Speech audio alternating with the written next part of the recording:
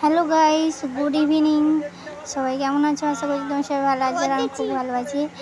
আজকে আসলে আমার বাবা আম কাঁঠাল নিয়ে এসছে, তাই আমি ব্যাগগুলো আমাকে দিয়েছে।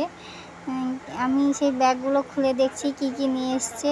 বিশেষ করে আমার জন্য কি নিয়ে এসেছে সেটাই দেখার জন্য আমি ব্যাগ হাল্টিয়ে যাচ্ছি তখন থেকে। কিন্তু নিজের মানে পছন্দের তো কিছুই পাচ্ছি না, শুধু আম কাঁঠাল এইগুলো নিয়ে এসেছে। আম কাঁঠাল কলাই এইসব নিয়ে এসেছে, যেটা রীতি সেটা নিয়ে এসেছে বাবা।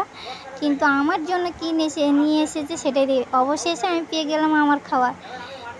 তো মুখের হাসি দেখেই বুঝতে পারছো আমার কি খাওয়ার। আর এটা কি ফুচকা, মা ফুচকা দিয়েছে। তো আমার খাওয়ার পেয়ে গেছি আমি।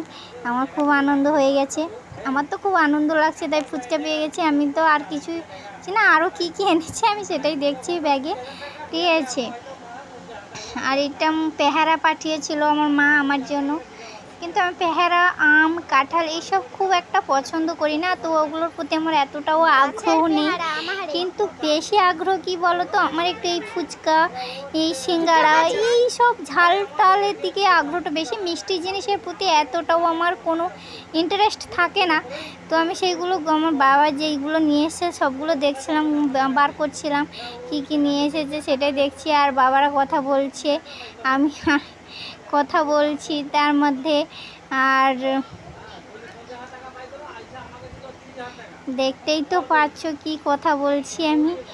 আর জিনিসপত্র গুছিয়ে নিচ্ছি। সত্যি বলতে কাঁঠালটা এত ভালো, আমি নিতেই পারছি না। দেখো কাঁঠালটা